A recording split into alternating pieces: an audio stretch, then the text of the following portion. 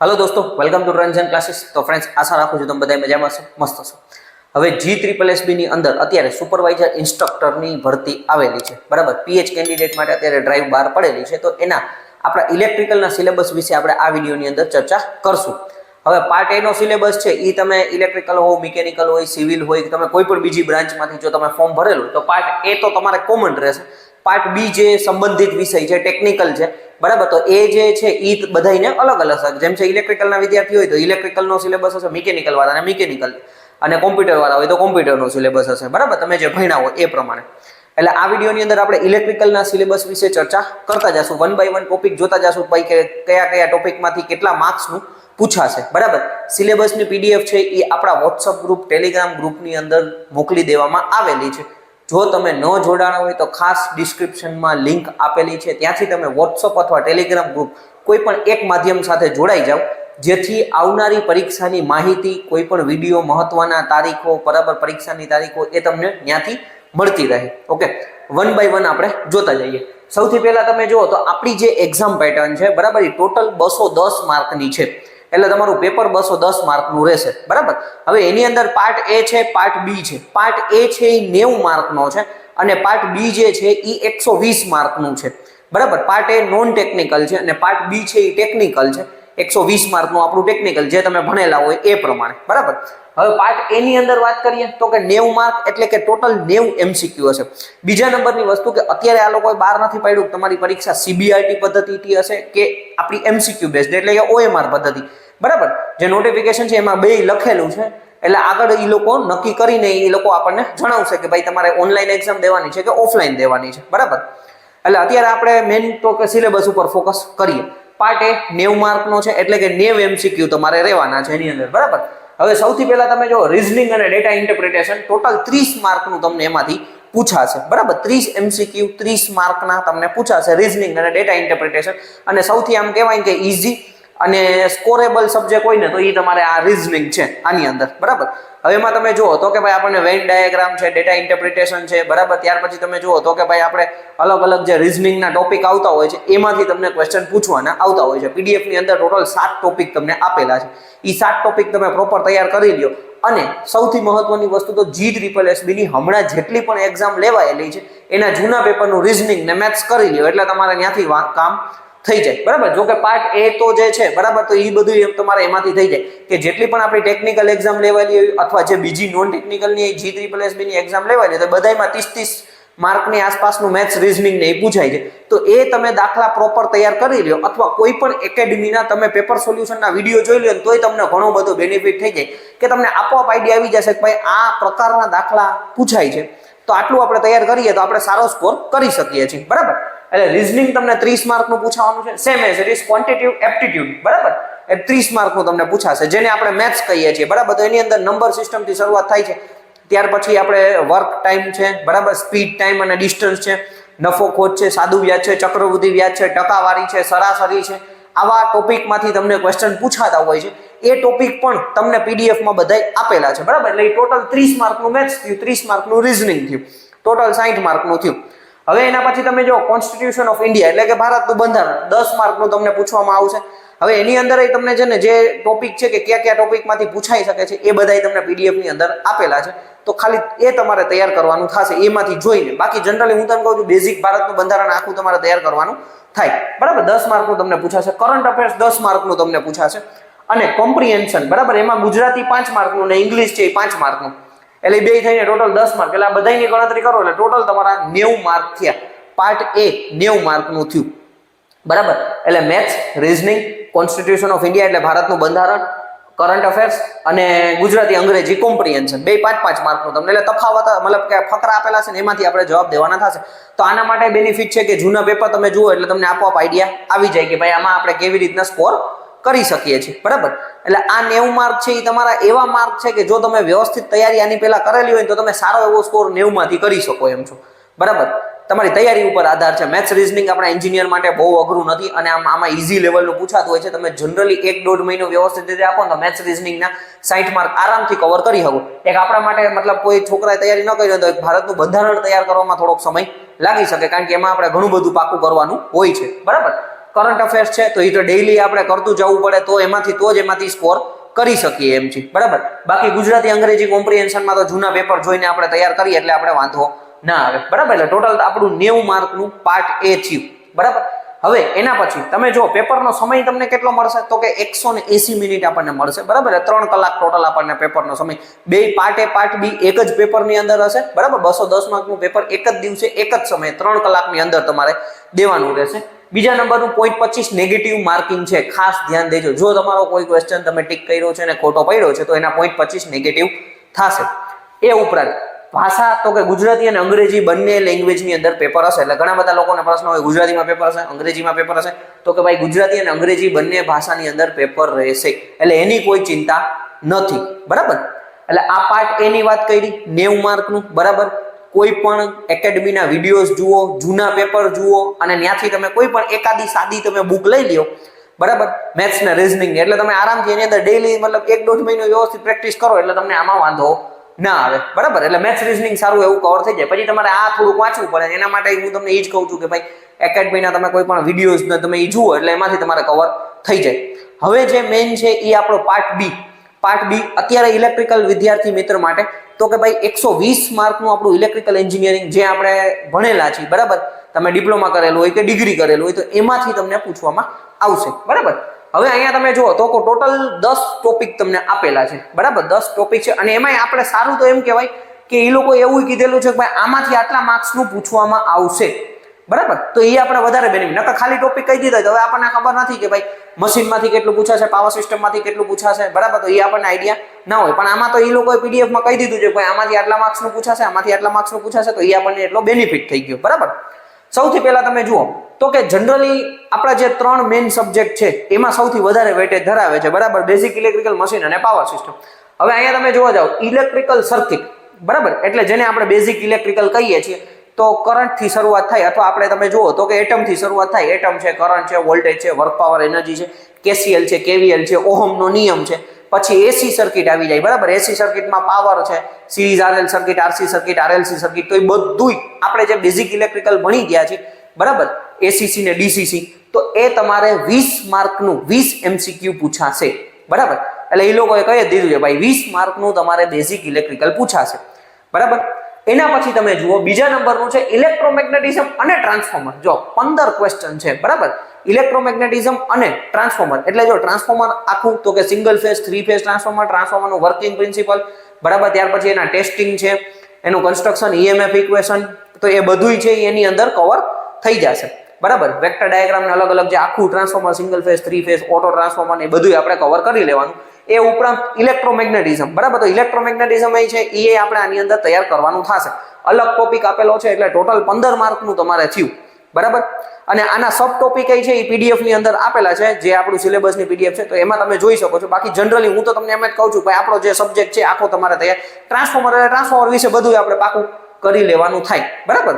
હવે એના પછી તમે જુઓ તો કે ભાઈ ઇલેક્ટ્રિકલ મશીન, હવે એ 20 માર્કનું અલગથી આપેલું છે. તો આની અંદર તમારે DC generator, DC motor, synchronous motor, alternator, induction motor, single phase ને 3 ફેઝ અને સ્પેશિયલ મશીન, આ બધું 20 માર્કની અંદર આવી જાય. તો બધાયના કન્સ્ટ્રક્શન, વર્કિંગ પ્રિન્સિપલ, ત્યાર પછી તમે એના EMF ઇક્વેશન, ટોર્કના ઇક્વેશન, બરાબર, અને એના ટેસ્ટિંગ ને બધુંય આપણે કવર કરવાનું થાય, ઓકે. એટલે તમે જુઓ ઇલેક્ટ્રિકલ મશીન છે 20 માર્કનું અને 15 માર્કનું તમે ટ્રાન્સફોર્મર, એટલે તમે ગણતરી કરી લો. એમાં ઇલેક્ટ્રોમેગ્નેટિઝમના અમુક પોઈન્ટ બહાર કાઢી લ્યો, બરાબર. તો એ તમારે 35 માર્કનું તો ખાલી આપણું મશીન થયું, બરાબર. ત્યાર પછી તમે જુઓ ડોમેસ્ટિક અને ઇન્ડસ્ટ્રીયલ ઇલેક્ટ્રિફિકેશન, એટલે 10 માર્કનું પૂછાશે. વાયરિંગ આપણે ભણી ગયા, ટાઈપ્સ ઓફ વાયરિંગ, બરાબર, વાયરિંગના પ્રકાર, પછી આપણે એમાં લાઇટ્સના પ્રકાર છે, વાયરના પ્રકાર તમને પૂછેલું છે, ઓકે. પછી વાયરિંગ કરતી વખતેના જે નિયમો હોય, આઈ રૂલ્સ છે, એ બધા આપણે આવડતા હોવા જોઈએ, બરાબર. એના ટેસ્ટિંગ છે, વાયરિંગના ટેસ્ટિંગ ને એવો બધો તમારે 10 માર્કનું ડોમેસ્ટિક અને ઇન્ડસ્ટ્રીયલ વાયરિંગ ઇલેક્ટ્રિફિકેશન, બરાબર. એટલે જે વાયરિંગ સબ્જેક્ટ આપણે ભણી ગયા છે એ જ 10 માર્કનું તમને પૂછવામાં આવશે. એના પછી તમે જુઓ કન્વેન્શનલ અને નોન કન્વેન્શનલ એનર્જી સોર્સિસ, એટલે કે જે પાવર પ્લાન્ટ છે એની વાત કરવામાં આવે છે. કન્વેન્શનલ અને નોન કન્વેન્શનલ એનર્જી સોર્સિસ, બરાબર, એ તમે ગણતરી કરો 10 માર્કનું છે. તો એની અંદર thermal power station, hydro power station, nuclear power station, solar, wind, બરાબર. ત્યાર પછી બાયોમાસ અને ટાઇડલ, આ બધાય છે એ તમને એની અંદર પૂછવામાં આવશે, બરાબર. ટોપિકની સબ ટોપિકમાં લખેલા છે. 10 માર્કનું તો તમારા ખાલી પાવર પ્લાન્ટ જ આવી ગયા, બરાબર. પાવર સ્ટેશન કે પાવર આપણે જે ઈપીજીટી, ઈપીજી ઇલેક્ટ્રિકલ પાવર જનરેશન, અમુક લોકો ઇલેક્ટ્રિકલ પાવર જનરેશન ટ્રાન્સમિશન એવો સબ્જેક્ટ ભણેલા હશે તો એમાંથી તમારે પૂછવામાં આવશે, બરાબર. એના પછી તમે જો ઇલેક્ટ્રિકલ પાવર ટ્રાન્સમિશન અને ડિસ્ટ્રીબ્યુશન, બરાબર, એ પણ તમને 10 માર્કનું પૂછવામાં આવશે. એ ઉપરાંત તમે અહીંયા જુઓ સ્વિચ ગેર અને પ્રોટેક્શન 10 માર્કનું, અને બરાબર, એટલે એનો મતલબ એવો થયો કે ભાઈ 10, 10, 20 અને અહીંયા તમારું થયું 30, ટોટલ 30 માર્કનું તો તમારું પાવર સ્ટેશન છે, જેને આપણે પાવર સ્ટેશન આપણે વાત કરીએ છીએ, આપણે બરાબર પાવર સિસ્ટમ આપણે વાત કરીએ તો એમાં જનરેશન, ટ્રાન્સમિશન, ડિસ્ટ્રીબ્યુશન ને સ્વિચ ગેર, પ્રોટેક્શન, તો એ બધું એની અંદર આવી જાય, બરાબર. પાવર પ્લાન્ટમાંથી એક ક્વેશ્ચન આવી શકે છે. ટ્રાન્સમિશન, ડિસ્ટ્રીબ્યુશન છે તો આપણે બધાને આઈડિયા છે, તો એમાં પોલ આવે છે, કંડક્ટર આવે છે, બરાબર, તો સેગ છે, સ્ટ્રિંગ એફિશિયન્સી છે, બરાબર. ટાઈપ્સ ઓફ સિસ્ટમ આપણે medium transmission line, long transmission line, short transmission line, પછી ડિસ્ટ્રીબ્યુશન હોય તો એમાં આપણે રિંગ મેન સિસ્ટમ ને રેડિયલ સિસ્ટમ ને એ બધું એની અંદર કવર થાય. Types of distribution system, single line diagram આવતો હોય છે, એમાંથી ક્વેશ્ચન તમને આવી શકે છે, બરાબર. તો બેઝિક બધું, મતલબ મેન તો આખો સબ્જેક્ટ જ તૈયાર કરવાનો થાય, બરાબર. સ્વિચ ગેર પ્રોટેક્શન છે તો એમાં સર્કિટ બ્રેકર, આઇસોલેટર, પછી ટાઈપ્સ ઓફ આપણા જે અલગ અલગ પ્રકારના પ્રોટેક્શન ઉપયોગ કરીએ છીએ એ ફ્યુઝમાંથી ક્વેશ્ચન આવી શકે છે, બરાબર. તો એ બધું સર સ્વિચ ગેર ને પ્રોટેક્શન ની અંદર આવી જાય તમારે. તો 10 માર્કનું switch gear protection, electrical power transmission distribution 10 માર્કનું, નોન કન્વેન્શનલ એનર્જી સોર્સ 10 માર્કનું, એટલે ટોટલ 30. હું ખાલી આપણું પાવર સ્ટેશન કહું અથવા આપણે પાવર સિસ્ટમ કહું, બરાબર, 30 માર્કનું પાવર સિસ્ટમ, 35 માર્કનું મશીન અને 20 માર્કનું તમારું બેઝિક ઇલેક્ટ્રિકલ. હવે તમે ગણતરી કરી લો, બરાબર. ઓલમોસ્ટ 3 મેઇન વિષય જો તમે તૈયાર કરેલા હોય તો તમે સારો એવો સ્કોર કરી શકો છો, અને ઇલેક્ટ્રિકલના મેઇન કોર સબ્જેક્ટ છે, બરાબર. હવે એના પછી તમે અહીંયા જુઓ તો ઇલેક્ટ્રિકલ ને ઇલેક્ટ્રોનિક મેઝરિંગ ઇન્સ્ટ્રુમેન્ટ 10 માર્કનું, તો આપણને ખબર જ છે, બરાબર, જે ઇલેક્ટ્રિકલ અને ઇલેક્ટ્રોનિક મેઝરિંગ ઇન્સ્ટ્રુમેન્ટ તો કે ભાઈ આપણે મેજરમેન્ટ ભણી ગયા છે. અમુક લોકો ઇન્સ્ટ્રુમેન્ટેશન સબ્જેક્ટથી ઓળખતા હશે, ઈઆઈ હોય છે, ક્યારેક અમુકમાં મેઝરમેન્ટ હોય, ક્યાંકમાં ઈઆઈ હોય, બરાબર. તો હવે એની અંદર તમારે ટાઈપ્સ ઓફ તો કે ભાઈ આપણે પરમેનન્ટ મેગ્નેટ, મૂવિંગ કોઇલ પ્રકારના ઇન્સ્ટ્રુમેન્ટ, એમઆઈ પ્રકારના મૂવિંગ, બરાબર, મૂવિંગ આયરન છે. ત્યાર પછી તમે જુઓ તો ઇન્ડક્શન પ્રકારના મીટર ને એનર્જી મીટર છે. પછી આપણે પાવર મેઝરમેન્ટની જે મેથડ છે 2 વોટ મીટર મેથડ છે, એમાંથી તો ફરજિયાત ક્વેશ્ચન આવશે જ, બરાબર. 2 વોટ મીટરની મેથડથી પાવરનું મેઝરમેન્ટ કરવું, તો એ બધું છે ને તમને 10 માર્કની અંદર પૂછાશે. એટલે આખું મેઝરમેન્ટ છે એ તમારે તૈયાર કરવાનું થાય, બરાબર. એના પછી તમે જો બેઝિક ઇલેક્ટ્રોનિક્સ, બરાબર, એની અંદર તમને લખેલું બેઝિક ઇલેક્ટ્રોનિક્સ, અને એના સબ ટોપિકમાં છે ને ટાઈપ્સ ઓફ ગેટ ને એવું બધું લખેલું. એટલે મેં અહીંયા કહી દીધું બેઝિક ઇલેક્ટ્રોનિક્સ અને અહીંયા ડિજિટલ 10 માર્કનું. હવે બેઝિક ઇલેક્ટ્રોનિક્સની અંદર તમે જુઓ તો શરૂઆત તમારે પી ટાઈપ, એન ટાઈપ સેમિકન્ડક્ટરથી કરવાની થાય. જનરલી તો જો કે આપણે ટ્રાઇવેલેન્ટ, ટેટ્રાવેલેન્ટ, પેન્ટાવેલેન્ટ ત્યાંથી શરૂઆત થાય, બરાબર. અને એના પછી P type, N type semiconductor, PN junction diode, પછી ટ્રાન્ઝિસ્ટર, પછી યુજેટી, એફઈટી, બરાબર, મોસફેટ, આ બધું એની અંદર આવી જાય. એ ઉપરાંત રેક્ટિફાયર, ફિલ્ટર, એ બધું તમારે તૈયાર કરવાનું થાય બેઝિક ઇલેક્ટ્રોનિક્સની અંદર. એ ઉપરાંત તમને અહીંયા જુઓ તો કે ડિજિટલ લખેલું છે, એટલે એમાં લખેલું છે ટાઈપ્સ ઓફ ગેટ ને એવું તમને પૂછશે, બરાબર. એટલે એ સિલેબસના ટોપિકની અંદર સબ ટોપિક વાંચશો તો એની અંદર છે, એટલે એ પણ તમારે તૈયાર કરવાનું થશે. એટલે મેં અહીંયા લખ્યું છે ડિજિટલ, અને એનાલોગ ઇલેક્ટ્રોનિક્સ એ લખેલું છે, બરાબર. એટલે એનાલોગમાંથી ઓપેમ્પ, ઓપરેશનલ એમ્પ્લીફાયર ને એવા ક્વેશ્ચન તમને આવી શકે છે, બરાબર. પોઝિટિવ ફીડબેક, નેગેટિવ ફીડબેક ને એવું બધું ઘણા બધા એનાલોગ ઇલેક્ટ્રોનિક્સની અંદર તો બેઝિક છે એ ક્વેશ્ચન ગેઇનમાંથી ને એમાંથી કોઈ દાખલા કે ક્વેશ્ચન એવા પૂછી શકે છે, બરાબર. એટલે બેઝિક ઇલેક્ટ્રોનિક્સ 10 માર્કનું થયું. સ્વિચ ગેર પ્રોટેક્શનની આપણે આગળ વાત કરી લીધી, બરાબર. ઇલ્યુમિનેશન 5 માર્કનું તમને પૂછવામાં આવશે, બરાબર. તો ઇલ્યુમિનેશનની અંદર તમે જુઓ તો બેઝિક છે, ટાઈપ્સ ઓફ લાઇટિંગ છે. મેઇન તો તમે જુઓ તો કે ભાઈ આપણા 2 લો છે, બરાબર, ઇન્વર્સ સ્ક્વેર લો ને કોસાઇન કોસ ક્યુબ લો વાળો. તો ઈ 2 જે લો છે, નિયમ છે, એમાંથી ક્વેશ્ચન આવી શકે છે. અલગ અલગ પ્રકારના લેમ્પ છે, એમાંથી મેગ્નેટિક બેલાન્સ ને ઇલેક્ટ્રોનિક બેલાન્સ ને એવા બધા. પછી ટાઈપ્સ ઓફ લાઇટિંગ્સ ને એના પ્રમાણેથી તમને ક્વેશ્ચન આવી શકે છે. ઇલ્યુમિનેશન 5 માર્કનું તમને પૂછવામાં આવશે. એટલે આ બધું ટોટલ તમે ગણતરી કરો તો પાર્ટ બી 120 માર્કનું થયું, બરાબર. 120 માર્ક્સ, 120 MCQ.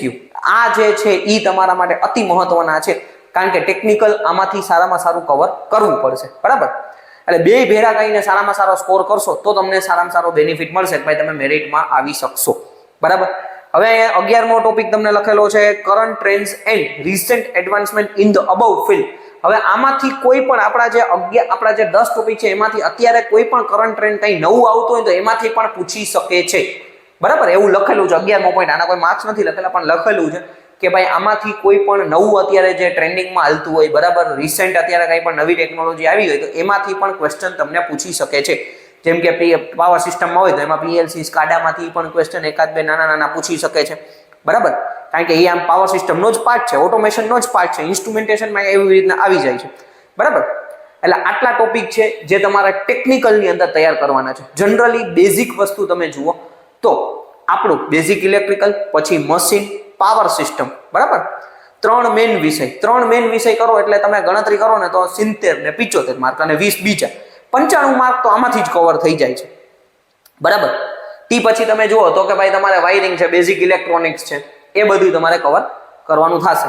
ઓકે, એટલે તમારે પ્રોપર તૈયાર કરવાનો છે, એક એક સબ્જેક્ટ એક એક ટોપિક તૈયાર કરવાનું થવાનું છે, બરાબર. હવે આના માટે જો બુકની વાત કરીએ તો તમે સૌથી મહત્વની વસ્તુ પહેલા તો જૂના પેપર G3SB ના જેટલા પેપર છે ને એ જોઈ લ્યો અત્યારે, અને જૂના જે પેપર છે એ શક્ય હશે જો એક G3SB નું જૂનું જે પેપર હતું એ મેં વિડીયો સોલ્યુશન બનાવ્યું હતું, બરાબર. જ્યારે 2019 કે 20 માં પરીક્ષા લેવાયેલી હતી ત્યારે પેપર સોલ્યુશન બનાવેલું હતું, એ તમે સર્ચ મારશો તો આવી જશે, બરાબર. હવે અત્યારે એટલે જેટલા પણ G3SB ના જૂના પેપર છે, ડ્રાઈવની લિંક ડિસ્ક્રિપ્શનમાં આપી દઉં છું, તો G3SB ના બધા પેપર જોઈ નાખો સૌથી પહેલા, એટલે તમને આઈડિયા આવે કે ભાઈ G3SB ની પેટર્ન શું છે. અત્યારે જે 2-3 પરીક્ષાઓ લેવાયેલી છે એનાય પેપર જોઈ નાખો, હમણાં જે એડિશનલ અસિસ્ટન્ટ એન્જિનિયરની, કારણ કે મેઇન વસ્તુ છે કે એક્ઝામ લેનાર જે સંસ્થા છે એ G3SB છે, બરાબર. તો એની પેટર્ન પ્રમાણે આપણે તૈયારી કરવાની છે. ઓકે, તો એના જે જૂના પેપર્સ ને એ બધું તમે જોઈ લો એટલે તમને આઈડિયા આવી જશે કે ભાઈ આ પ્રમાણે છે. અને બાકી આપણને ટોપિક કીધેલા છે કે ભાઈ આટલા ટોપિકમાંથી આટલા માર્કનું પૂછાવાનું છે, બરાબર. બુકની વાત કરીએ તો તમે રાજપૂત વાંચી શકો છો, ગુપ્તા વાંચી શકો છો, વીકે મહેતા વાંચી શકો છો, અથવા મેં તમને હમણાં જે ટેક્સ્ટ બુકની જે નવી બુકો કીધેલી છે એ બુક પણ તમે વાંચી શકો છો, બરાબર. હવે એ તમારા ઉપર આધાર છે, તમારી પાસે કોઈ પણ એક બુક હોય તો હું તો એટલું સલાહ આપું છું એ એક જ બુકને વારંવાર વાંચો અને જૂના પેપરનું જુઓ. ટેસ્ટ આપવા માટે ખાસ આપણા ટ્રાન્ઝિયન્ટ ક્લાસીસ એપ્લિકેશનની અંદર હું ટેસ્ટ ચાલુ કરીશ, અને જૂની ટેસ્ટો પણ છે જ, ગૂગલ ડ્રાઈવ વાળી ટેસ્ટો છે એ તમે આપો, તમને બેનિફિટ થશે, બરાબર. એ ઉપરાંત આપણા જે અત્યારે એપ્લિકેશન છે એની અંદર હું ટેસ્ટ છે એ ચાલુ કરીશ G3SB માટે, બરાબર. તો એ પણ તમને બેનિફિટ કરી શકશે, બરાબર. એટલે તૈયારી માટે તો કે ભાઈ બુક સૌથી મહત્વની છે.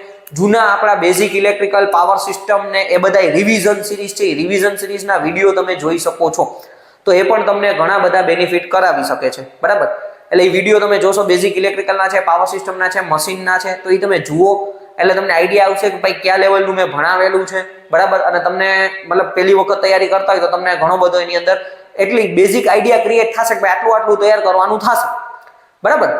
તો એ વિડીયોઝ તમે સર્ચ મારી શકો છો, અથવા કોઈ પણ ગ્રુપમાં જોડાઈ જાય, હું મોસ્ટ એમપી પ્લેલિસ્ટ મોકલી દઈશ ગ્રુપની અંદર, એટલે તમને આઈડિયા આવે કે ભાઈ આવા વિડીયો આપણે જોઈ શકીએ છીએ, બરાબર. ટેસ્ટ આપવા માટે એપ્લિકેશન છે, બુક મેં તમને કહી દીધું, બરાબર. જેબી ગુપ્તા અથવા તમે વીકે મહેતા, આરકે રાજપૂત, આ ત્રણમાંથી કોઈ પણ બુક, અને તમારી પાસે જો નવી લેવાની હોય તો ટેક્સ્ટ બુકની તમે AE અથવા SSC JEE વાળી તમે બુક લઈ શકો છો. ગુજરાતીમાં બુક આવતી નથી, બરાબર, પણ આકાશ પબ્લિકેશનની બુક તમે રીડ કરી શકો છો, બરાબર. આકાશ પબ્લિકેશનની ગુજરાતીની જે ITI વાળા માટે વિદ્યાર્થી મિત્રો માટેની જે બુક છે ને એ બુક તમારે વાંચવી હોય તો વાંચી શકો છો. બાકી ગુજરાતી લેંગ્વેજમાં MCQ ની બુક નથી આવતી એક આકાશ સિવાય, બરાબર. એ તમારે લેવી હોય તો તમે લઈ શકો છો. ઓકે, એટલે આ રીતના તમારે ભાઈ સૌથી પહેલા તૈયારીમાં તો કે ભાઈ નોન ટેકનિકલ જે છે, બરાબર, મેથ્સ રીઝનિંગ રોજ થોડું થોડું તમારે કરવાનું થશે, એટલે તમારું પ્રેક્ટિસ થઈ, બરાબર. મેથ્સ રીઝનિંગ સારો સ્કોર કરી શકાય એમ છે. પછી તમે થોડું કોન્સ્ટિટ્યુશન વાંચવાનું ચાલુ કરો, કરંટ અફેર્સ ડેઈલી કોઈ પણ વિડીયોઝ તમે 5-10 મિનિટના વિડીયો એ જોવાનું ચાલુ કરો, બરાબર. ગુજરાતી અંગ્રેજીમાં મેં તમને કીધું એ પ્રમાણે જૂના પેપર જુઓ, અને ટેકનિકલ જે છે, બરાબર, તો એ ટેકનિકલ તમે તમારી રીતે તમારે ડેઈલી પ્લાન કરવાનો છે, એક સબ્જેક્ટ ઉપાડવાનો છે, બેઝિક ઇલેક્ટ્રિકલ કરવાનો છે, પછી મશીન, પછી પાવર સિસ્ટમ, બરાબર. તો એની અંદર તમે બધાય પાવર પ્લાન્ટ વાંચી નાખો. ત્યાર પછી તમે જુઓ તો કે ભાઈ પાવર પ્લાન્ટ છે, પછી ટ્રાન્સમિશન છે, પછી ડિસ્ટ્રીબ્યુશન છે, સ્વિચ ગેર પ્રોટેક્શન છે, તો એ બધું તમે પ્રોપર તૈયાર ધીમે ધીમે કરતા જાઓ એટલે તમને વાંધો ના આવે. પછી જેમ કે મેઝરમેન્ટ લઈ લ્યો, પછી વાયરિંગ લઈ લ્યો, બરાબર, ઇલ્યુમિનેશન લઈ લ્યો, 1 by 1 ટોપિક લ્યો અને એના પ્રમાણે તમે વાંચવાનું ચાલુ કરો, બરાબર. MCQ બુક તો હું તમને હજી કહી દઉં છું, MCQ પ્રેક્ટિસ માટે છે, બરાબર. એટલે પહેલા જૂના પેપરને પ્રાયોરિટી આપો અને પછી તમારી બુક જે છે એને રિવિઝન કરો. બાકી કંઈ પણ ક્વેશ્ચન હોય તમે કમેન્ટ કરી શકો છો, પર્સનલમાં મેસેજ કરી શકો છો. સમય ઉપર હું તમને ગાઈડ કરતો જઈશ, બરાબર, કે જેથી આઈડિયા આવે કે ભાઈ કઈ રીતના આમાં આગળ વધવાનું છે. Okay, thank you friends.